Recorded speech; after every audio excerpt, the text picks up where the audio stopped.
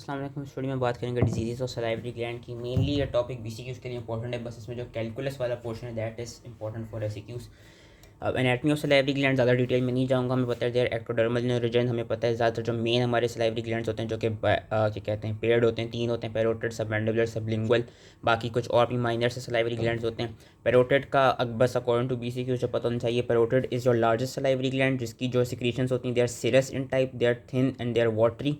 And इसकी usually secretions कहाँ से निकलती हैं? सेकंड अपर मोलर टूथ के लेवल से निकलती हैं। जो सब मैंडिबुलर ग्लैंड है वो मिक्स ग्लैंड है, दोनों सीरस और म्यूकस सिक्रीशंस होती हैं, ज़्यादातर थिक सिक्रीशंस होती हैं कंपेयर टू पैरोटिड। एंड ये इसका भी जो निकलता है सलाइवा वो बेसिकली कहाँ से निकाल रहा होता है? From the floor of the mouth at the either side of the frenulum of the tongue.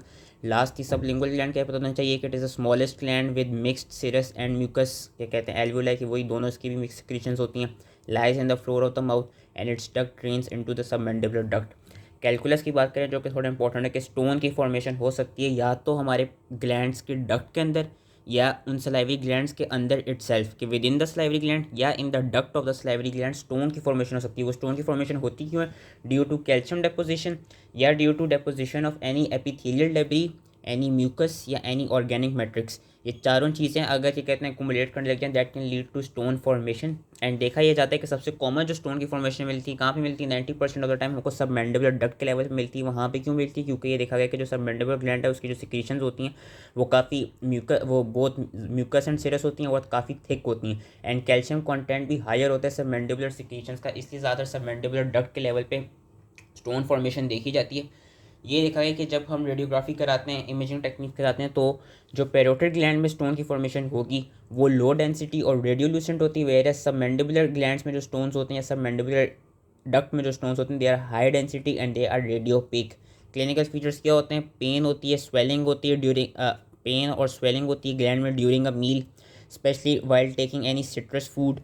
Swelling can remain for few minutes to few hours to few days. जो ग्लैंड होता है वो पेनफुल होता है एंड टेंडर होता है, और क्या कहते हैं जब स्वॉलन होता है तो ऑब्वियसली उसकी वजह से पेन भी हो रहा था, लेकिन the pain subsides as the swelling reduces.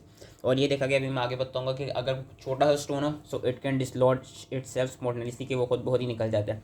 Investigation हम कौन कौन सी कराते हैं? 4 इन्वेस्टिगेशन कराते हैं। Plain x-ray of the floor of mouth, जिसको हम ऑक्लूजल व्यू कहते हैं, सीधा याद रखना होगा, प्लेन एक्सरे ऑक्लूजल व्यू में कराएंगे।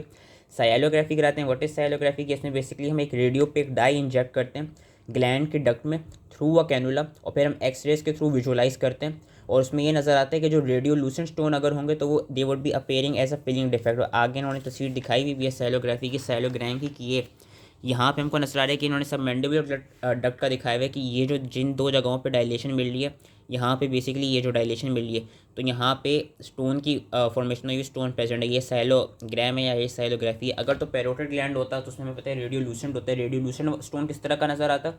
कि बेसिकली इसी तरह की अपीयरेंस होती डाई की, लेकिन बीच में एक डिफेक्ट सा नज़र आ रहा होता है, एक ट्रांसपेरेंट सी जगह नज़र आ रही होती। सो साइलोग्राफी हम कराते हैं। अल्ट्रासोनोग्राफी करा सकते हैं जिसमें अगेन हम इन्लार्जमेंट ऑफ कैलकुलस चेक करेंगे, एंड सिटी और एमआरआई करा सकते हैं। तो 4 इन्वेस्टिगेशन जिनका नाम याद रखना है, plain X ray, occlusal view, sialography, ultrasonography, CT scan and MRI. Treatment पे अगर जाएँ तो ये देखा गया कि जो स्मॉल स्टोन्स होते हैं as a stated before they can dislodge them self spontaneously, या कभी कभी हम सैलोगोक्स देते हैं ट्रीटमेंट के लिए। सैलोगोक्स क्या है? सैलोगोक्स वो सब्सटेंसेस होते हैं जो कि बेसिकली हमारी सलाइवा की सिक्रीशन को बढ़ाते हैं, जिस तरह च्युइंग गम हो गई, या जिस तरह पैरासिम्पैथोड माइमेटिक ड्रग्स हो गए, या लेमन जूस हो गया। तो इस तरह की चीज़ें इन दे आर नोन एज सैलोगोक्स। जो क्या कहते हैं, अगर तो सब मैंडिबुलर या पेरोटिड डक्ट में कोई बड़ा सा स्टोन हो जाए, अटक जाए, तो उसको हम रिमूव किस तरह करा सकते हैं? Intra orally by giving incision in the duct. और अगर तो इस तरह के जो स्टोन हो वो बहुत ही डीप सीटेड हो कि वो सब मैंडिबुलर ग्लैंड के अंदर बिल्कुल ही फंसा हुआ हो और निकल ना पा रहा हो, तो उसमें हम क्या कराते हैं? उसमें हम कभी कभी पूरे सब मैंडिबुलर ग्लैंड की एक्सिशन करा देते हैं। तो ये इसके ट्रीटमेंट के प्लान है। शॉगरेन सिंड्रोम मेनली बीसीक्यूज के लिहाज से पता होना चाहिए कि it is a multi system auto immune disorder. 2 तरह का होता है, प्राइमरी और सेकेंडरी। प्राइमरी स्टोन है सिक्का सिंड्रोम। जो प्राइमरी होती है उसमें बेसिकली 2 क्लिनिकल फीचर्स मिलते हैं, xerostomia and xerophthalmia, dry eyes and dry mouth. जो सेकेंडरी होता है, सेकेंडरी में ट्रायड नजर आता है, xerophthalmia, dry eyes, xerostomia, dry mouth and a connective tissue disorder. Half of the cases are also with rheumatoid arthritis and 30% of patients they develop क्या कहते हैं recurrent parotitis in your parotid gland. Laboratory investigations, इनमें हम क्या कराते हैं, whether primary whether secondary, हमको rest ESR मिलता है, पॉजिटिव आरए फैक्टर मिलता है क्योंकि रिमोटॉइड आर्थराइटिस की वजह से, पॉजिटिव एंटी न्यूक्लियर एंटीबॉडीज़ मिलती हैं, पॉजिटिव राइबो न्यूक्लियर एंटीबॉडीज़ मिलती हैं, रेस्ट इम्यूनोग्लोबुलिन्स मिलते हैं।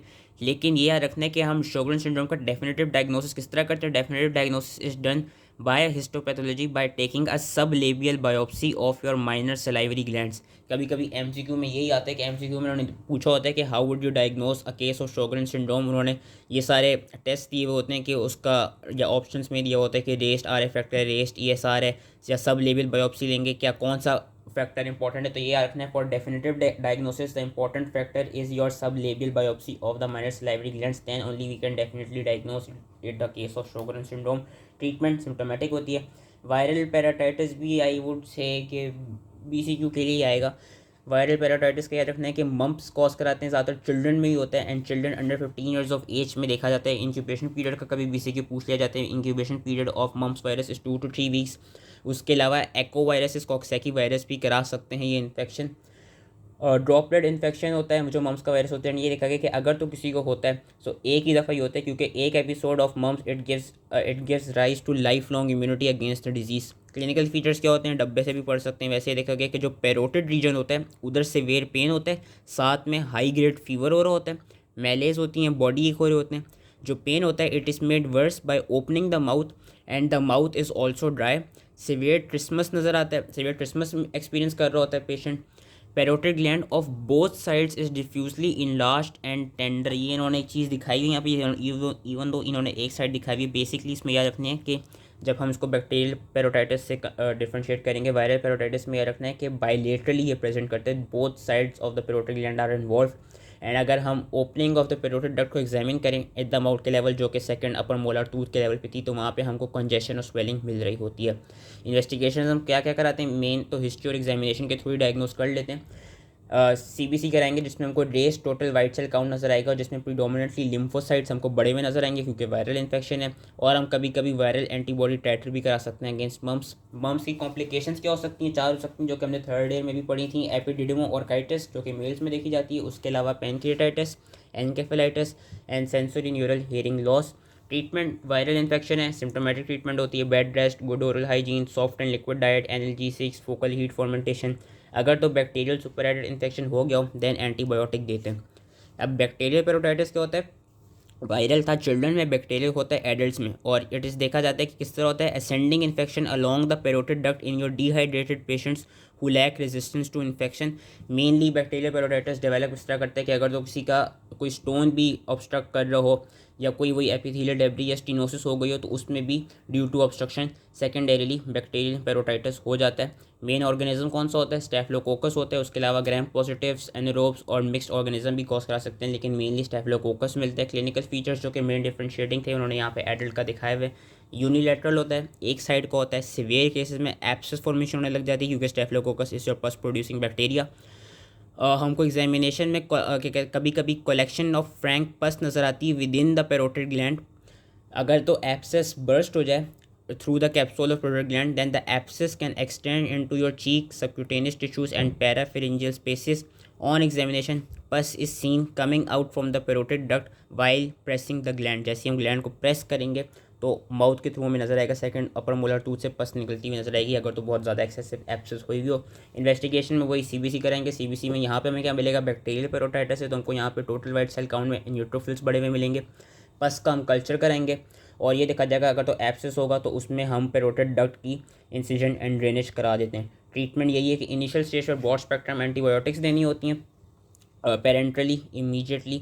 और इसमें एक चीज़ देखी गई है वो ये कि हम क्लिंडामाइसिन देते हैं एज एंटीबायोटिक। क्लिंडामाइसिन का भी बीसीक्यू आ सकता है। क्लिंडामाइसिन हम क्यों देते हैं, क्योंकि ये देखा गया जिस तरह हमने थर्ड ईयर में फार्माकोडायनामिक्स फार्माकोजेनेटिक्स पढ़ी थी, डिफरेंट ड्रग्स की हमें पता है कुछ ड्रग्स डिफरेंट सेक्रीशंस में भी रिलीज़ हो जाते हैं। तो क्लिंडामाइसिन ये देखा गया, clindamycin can release itself into your saliva, इसलिए क्लिंडामाइसिन इज़ यूज्ड एज और एंटीबायोटिक। एब्सेस फॉर्मेशन होगी तो हम क्या करेंगे, वही हम इंसिजन एंड ड्रेनेज कराएंगे। नियोप्लेजिया ऑफ सलाइवरी ग्लैंड की बात करें तो ये देखा जाता है, ये भी आई डोंट थिंक इससे ऐसे क्यूज़ आ सकते हैं, वैसे बीसी क्यूज़ के लिए इंपॉर्टेंट। नियोप्लेजिया में याद रखना है 80% of the time most commonly जो जिस ग्लैंड का ट्यूमर होता है वो पेरोटिड ग्लैंड ही होता है। And 80% of the time mostly यही देखा जाता है कि जो पेरोटिड ग्लैंड के ट्यूमर होते हैं वो बिनाइन होते हैं। 10% of the time sub mandibular gland के भी ट्यूमर हो सकते हैं, जो कि again 60% of the time benign ही होते हैं, और 10% of the time sub lingual और माइनर सलाइवरी ग्लैंड्स के भी ट्यूमर हो सकते हैं। मेन जो चीज़ इसमें याद रखनी है वो याद रखनी है कि अगर तो कोई मेलिग्नेंट ट्यूमर हमें मिलेगा ना, तो मेलिग्नेंट ट्यूमर हमें ज़्यादातर मिलता है माइनर सलाइवरी ग्लैंड्स में, वेयर एज पेरोटिड ग्लैंड की बात करें या सब मैंडिबुलर ग्लैंड की बात करें तो उसमें हमें ज़्यादातर बिनाइन ट्यूमर मिलता है। और उसमें एक रिस्क फैक्टर क्या देखा गया है कि there is some exposure to your radiations. Benign neoplasia की बात करें तो डिफरेंट बिनाइन नियोप्लेजिया उन्होंने बताए हुए हैं कि एपिथेलियल इन ओरिजिन में हमारे पास आ जाते हैं pleomorphic adenoma, Warthin's tumour, oncocytoma, adenoma, जिसमें से ये दो इंपॉर्टेंट हैं, और मीसेंकाइमा में हमारे पास हीमेंजियोमा, लिम्फेंजियोमा, न्यूरोफाइब्रोमा आ जाते हैं। नाम याद कर लें, खैर है, नहीं याद होते कोई बात नहीं। मैलिग्नेंट नियोप्लेजिया की बात करें तो एपिथेलियल ओरिजिन के adenoid cystic carcinoma, mucoepidermoid carcinoma, ये दो इंपॉर्टेंट हैं। उसके अलावा adenocarcinoma, acinic cell tumour, malignant mix cell tumour, and हमारे पास जो मीसन का नॉन एपिथेलियल वाले होते हैं उसमें लिम्फोमा, सार्कोमा आ जाता है। तो अब हम अलग अलग से ट्यूमर को जल्दी से गो थ्रू कर लेते हैं फॉर BCQs। प्लियोमॉर्फिक एडिनोमा क्या याद रखना है, one of the most common benign tumours of the salivary gland, slow growth होती है। इसको प्लियोमॉर्फिक इसलिए कहते हैं क्योंकि इसमें बहुत एपिथेलियल और मायोएपिथेलियल क्या कहते हैं टिश्यूज़ प्रेजेंट मिलते हैं हमको। फॉल्स कैप्सूल देखा जाता है, एंड ये देखा गया कि ज़्यादातर किन इंडिविजुअल्स को अफेक्ट करते हैं, females who are in their 3rd and 4th decade of life. ये बस इसका याद रखना था।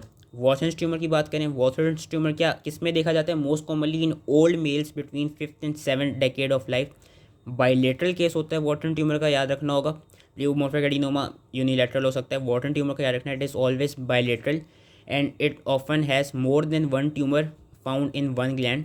हिस्टोलॉजिकली नहीं भी याद रखें तो खैर है कि lymphoid tissue seen intermingling with cystic spaces lined by tall tubular papillary epithelium. Oncocytoma की बात करें तो ऑन्कोसाइटोमा बहुत रेयर ट्यूमर है, it is seen in your ageing salivary glands, again old age individuals में मिलता है। उसमें हमको ऑन्कोसाइट्स वाले सेल्स नजर आते हैं कि लार्ज मोनोमॉर्फिक इयोसिनोफिलिक सेल्स नजर आते हैं, नहीं भी याद हो खैर है। एडिनोइड सिस्टिक कार्सिनोमा भी एक, अच्छा एडिनोइड सिस्टिक कार्सिनोमा का याद रखना है कि it is the one of the most common malignant salivary gland और it is seen in 6th decade of life. अब ये मैलिग्नेंट है तो मैलिग्नेंट किस में देखा जाएगा, माइनर सलाइवरी ग्लैंड्स में मिलता है। म्यूकोएपिडर्मोइड कार्सिनोमा की बात करें, as the name suggest mucoepidermoid, mucus cells भी होते हैं, एपिडर्मोइड सेल्स भी होते हैं, स्लो ग्रोइंग है, ये भी मैलिग्नेंट है, and it is the second most common cancer. The most common is adenoid cystic carcinoma and the second most common is mucoepidermoid carcinoma. इसलिए मैंने कहा था इन दो को याद रख लेना है फॉर BCQs। इसमें रिकरेंस देखी जाती है, स्लो ग्रोइंग ट्यूमर होते हैं, जो म्यूकस कंपोनेंट होता है that is seen as cystic that gives rise to cystic appearances. अगर तो हाई ग्रेड होगा तो उसमें हमको एपिडर्मोइड वाला सेलुलर एलिमेंट ज़्यादा मिलेगा, और अगर लो ग्रेड होगा तो हमको म्यूकस वाला जो सिस्टिक स्पेसिस वाला एलिमेंट है वो ज़्यादा मिलेगा। क्लिनिकल फीचर्स क्या होते हैं, जो जितने भी बिनाइन ट्यूमर्स होते हैं, बिनाइन ट्यूमर जितने भी होते हैं, they are all slow growing and swelling is seen. And अगर तो ये देखा जाए कि रैपिड इंक्रीज़ हो रहा हो उनके साइज़ में और पेन भी हो, देन वी वुड सस्पेक्ट कि उसकी जो नेचर है वो मैलिग्नेंट है। कभी कभी फेशियल नर्व का पैरालिसिस भी मिलता है अगर तो पैरोटिड ग्लैंड का कोई ट्यूमर हो, क्योंकि वी नो कि facial nerve passes through parotid gland. Treatment किस तरह होती है, जो बिनाइन है उनमें हम सुपरफिशियल जो बिनाइन ट्यूमर्स होते हैं पैरोटिड ग्लैंड के, उनमें हम सुपरफिशियल पैरोटिडेक्टमी करा देते हैं। वेयर एज मैलिग्नेंट ट्यूमर और पैरोटिड ग्लैंड का तो उसमें हम टोटल पैरोटिडेक्टमी करा देंगे, टोटल पैरोटिड ग्लैंड का रिमूवल करा देंगे विद और without preservation of facial nerve.